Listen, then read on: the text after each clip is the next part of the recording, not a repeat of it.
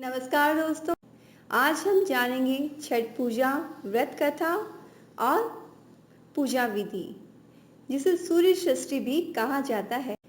छठ पूजा कार्तिक माह के शुक्ल पक्ष की षष्ठी को मनाई जाती है। छठ पूजा का पर्व 4 दिनों तक मनाया जाता है। यह पर्व चतुर्थी से सप्तमी तक चलता है। इस पर्व में माता छठी की पूजा की जाती है। वेदों के अनुसार भगवान सूर्य देव की पत्नी उषा यानी छठी मैया की पूजा की जाती है। इस दिन छठी माता की पूजा की जाती है और छठी माता की इच्छा से किया जाता है। इस दिन सूर्य देव की विशेष पूजा का विधान है। इस पूजा के द्वारा सूर्य देव को धन्यवाद दिया जाता है, जिनकी कृपा से ही इस पृथ्वी पर जीवन संभव हो पाया है और जो हमें आरोग्य प्रदान करते हैं। भगवान सूर्य देव ही एकमात्र ऐसे देव हैं जिन्हें हम प्रत्यक्ष देख सकते हैं। सूरज के प्रकाश से ही पृथ्वी पर प्रकृति का चक्र चलता है। खेती के द्वारा अनाज और वर्षा के द्वारा जल की प्राप्ति हमें सूर्य देव की कृपा से ही होती है।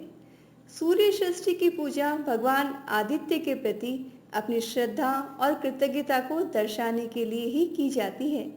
इस त्योहार को बिहार, झारखंड, उत्तर प्रदेश एवं भारत के पड़ोसी देश नेपाल में हर्षोल्लास एवं नियम निष्ठा के साथ मनाया जाता है।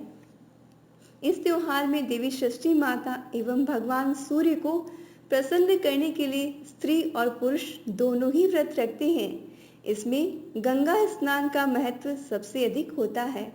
इस दिन षष्ठी देवी की कथा भी सुनी जाती है, जो इस प्रकार से है। एक थे राजा प्रियव्रत, उनकी पत्नी थी मालिनी। राजा रानी निसंतान होने से बहुत दुखी थे। उन्होंने महर्षि कश्यप से पुत्रेष्टि यज्ञ करवाया। यज्ञ के प्रभाव से मालिनी गर्भवती हुई, परंतु 9 महीनों के बाद जब उन्होंने बालक को जन्म दिया तो वह मृत पैदा हुआ। प्रियव्रत इससे अत्यंत दुखी हुए और आत्महत्या करने को तत्पर हुए। प्रियव्रत जैसे ही आत्महत्या करने वाले थे, उसी समय एक देवी वहां प्रकट हुई।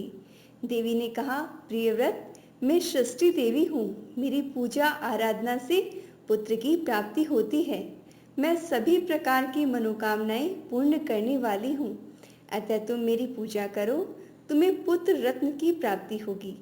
राजा ने देवी की आज्ञा मानकर कार्तिक शुक्ल षष्ठी को देवी षष्ठी की पूजा की, जिससे उन्हें पुत्र की प्राप्ति हुई। इस दिन से ही छठ व्रत का अनुष्ठान चला आ रहा है। छठ व्रत की पूजा विधि। ये 4 दिवसीय त्योहार है, जिसका महात्म्य इस प्रकार से है। पहला दिन नहाए खाए। ये पहला दिन होता है। इस दिन नहाने खाने की विधि होती है, जिसमें व्यक्ति को घर की सफाई कर स्वयं शुद्ध होना चाहिए तथा केवल शुद्ध शाकाहारी भोजन ही करना चाहिए। ये कार्तिक शुक्ल पक्ष की चतुर्थी से शुरू होता है। इस दिन सूर्य उदय के पूर्व पवित्र नदियों का स्नान किया जाता है। इसके बाद ही भोजन लिया जाता है, जिसमें कद्दू खाने का विधान है। दूसरा दिन लोहड़ा और खरना। ये दूसरा दिन होता है, जो कार्तिक शुक्ल की पंचमी कहलाती है। इस दिन पूरे दिन उपवास रखकर शाम के समय गन्ने का रस या गुड़ में बने हुए चावल की खीर बनाकर फल और मिष्ठान से छठी माता की पूजा की जाती है। फिर व्रत करने वाले कुमारी कन्याओं एवं ब्राह्मणों को भोजन करवाकर इसी खीर को प्रसाद के रूप में खाया जाता है। इस दिन आस पड़ोस एवं रिश्तेदारों को न्योता दिया जाता है। इस दिन बनी गुड़ की खीर बेहद पौष्टिक और स्वादिष्ट होती है। तीसरा दिन संध्या अर्घ्य। यह तीसरा दिन होता है, जिसमें कार्तिक शुक्ल की षष्ठी कहते हैं। सूर्य को अर्घ्य देने के लिए पूजा की सामग्री को लकड़ी के डाली में रखकर घाट पे ले जाया जाता है, जिसके लिए किसी नदी अथवा तालाब के किनारे जाकर टोकरी एवं सुपड़े में देने की सामग्री ली जाती है एवं समूह में भगवान सूर्य देव को अर्घ्य दिया जाता है। इस समय दान का भी महत्व होता है। इस दिन घरों में प्रसाद बनाया जाता है, जिसमें लड्डू प्रमुख है। इस दिन रात के समय छठी माता के गीत गाए जाते हैं और व्रत कथा सुनी जाती है। चौथा दिन उषा अर्घ्य। ये अंतिम दिन होता है। ये सप्तमी का दिन होता है। सुबह सूर्य निकलने से पहले ही घाट पर पहुंचना होता है। उगते हुए सूर्य की पहली किरण को अर्घ्य दिया जाता है। इसके बाद घाट पर छठ माता को प्रणाम कर उनसे संतान रक्षा का वर मांगा जाता है। अर्घ्य देने के बाद घर लौटकर सभी में प्रसाद वितरित किया जाता है तथा स्वयं भी प्रसाद खाकर व्रत खोला जाता है। पूरी विधि स्वच्छता के साथ पूरी की जाती है। यह 4 दिवसीय व्रत बहुत कठिन साधना से किया जाता है। इसे हिंदू धर्म में सबसे बड़ा व्रत कहा जाता है। इस पर्व के विषय में यह मान्यता है कि जो भी षष्ठी माता और सूर्य देव से इस दिन मांगा जाता है वह मुराद पूरी होती है। इस अवसर पर मुराद पूरी होने पर बहुत से लोग सूर्य देव को दंडवत प्रणाम करते हैं। सूर्य को दंडवत प्रणाम करने का व्रत बहुत ही कठिन होता है। लोग अपने घर में कुलदेवी या देवता को प्रणाम कर नदी तट तक दंड देते हुए जाते हैं। दंड की प्रक्रिया में पहले सीधे खड़े होकर सूर्य देव को प्रणाम किया जाता है। फिर पेट की ओर से जमीन पर लेटकर दाहिने हाथ से जमीन पर एक रेखा खींची जाती है। यह प्रक्रिया नदी तट तक पहुंचने तक बार बार दोहराई जाती है। इस पर्व के कुछ नियम हैं, वो इस प्रकार हैं। पहला, इसे घर की महिलाएं एवं पुरुष दोनों करते हैं। इसमें स्वच्छ एवं नए कपड़े पहने जाते हैं। इस व्रत में बिना सिले वस्त्र पहने जाते हैं, जिससे महिलाएं साड़ी एवं पुरुष धोती पहनते हैं।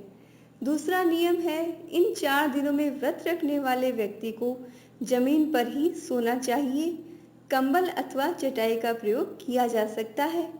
तीसरा नियम है, षष्ठी पर्व के इन 4 दिनों में शुद्ध शाकाहारी भोजन ही करना चाहिए। चौथा नियम है, घर में साफ सफाई और शुद्धता का विशेष ध्यान रखना चाहिए। पांचवा नियम, किसी प्रकार के अश्लील पदार्थों का सेवन नहीं करना चाहिए। छठा नियम, किसी से भी कटु वचन नहीं बोलना चाहिए और लड़ाई झगड़ा नहीं करना चाहिए। तो ये थी छठ पूजा की विधि और कथा। अगर आपको हमारा वीडियो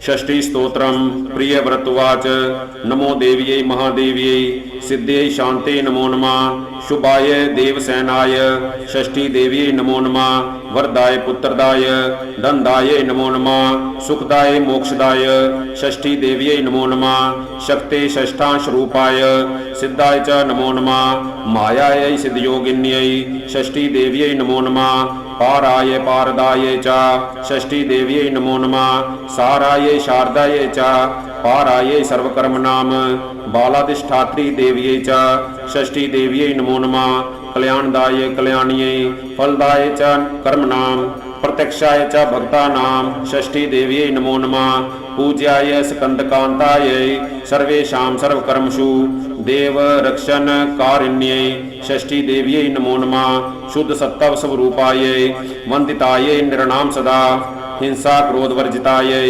षष्ठी देव्यै नमो नमः धनं देहि प्रियं देहि पुत्रं देहि सुरेश्वरी धर्मं देहि यशो देवी षष्ठी देव्यै नमो नमः भूमिं देहि प्रजां देहि देहि विद्यां सुपूजिते कल्याणं च जयं देहि षष्ठी देव्यै नमो नमः इति देवीं च संस्तुत्य लेभे पुत्रं प्रियव्रता यशस्विनं च राजेन्द्र षष्ठी देवी प्रसादता षष्ठी स्तोत्रमिदं ब्रह्मण या शृणोति च वत्सरम् अपुत्रो लभते पुत्रं वरं सुचिरजीविनं वर्षमेकं च या भक्त्या संयतेदं शृणोति च सर्वपापाद् विनिर्मुक्ता महावन्द्या प्रसूयते वीरपुत्रं च गुणिनं विद्यावन्तं शिश्विनं सुचिरायुष्मन्तमेव षष्ठीमातृप्रसादता काकवन्द्या च या नारी मृतापत्या च या भवेत् वर्षं श्रुत्वा लभेत् पुत्रं षष्ठी देवी प्रसादता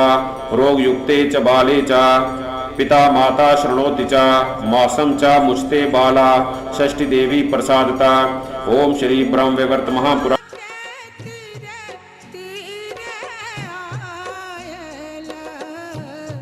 छठी मैया से